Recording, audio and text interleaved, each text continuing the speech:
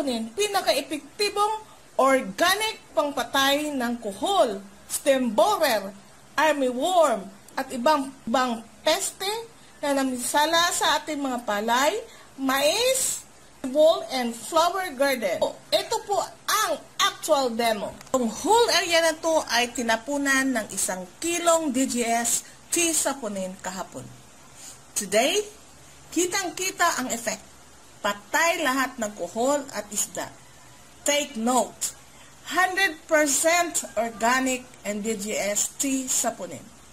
Grounded o kaya durog na balat po siya sa buto ng green tea. Yung tsaa na iniinom po natin.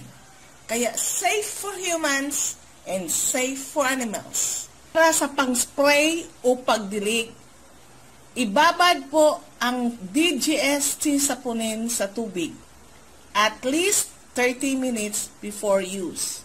Ang tubig nito ang siyang idilig o spray sa halaman, palay o mais, para sa uod, stem borer, armyworms, langgam at iba pang peste na umatake ng ating halaman.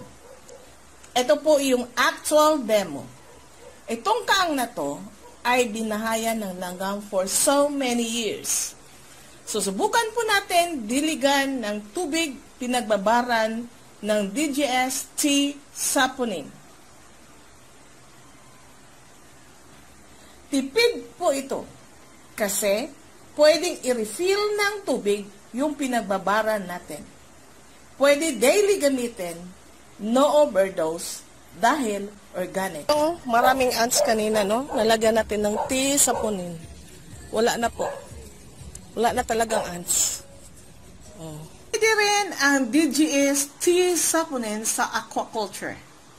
15 days bago lagyan ng similya ang fish pond, tapunan ng saponin sa ratio na 1.5 sacks per hectare.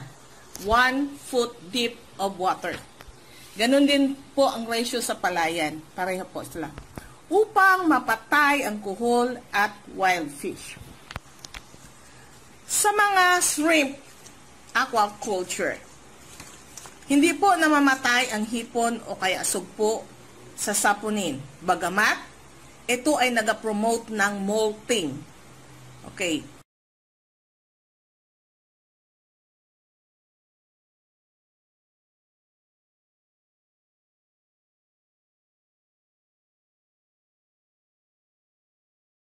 Lalo sa feeds sa inyong babuyan at manukan o bakahan para ito'y kapalit ng antibiotic para pampatay ng bulati o kaya bacterial infection sa loob ng katawan na inyong mga hayop.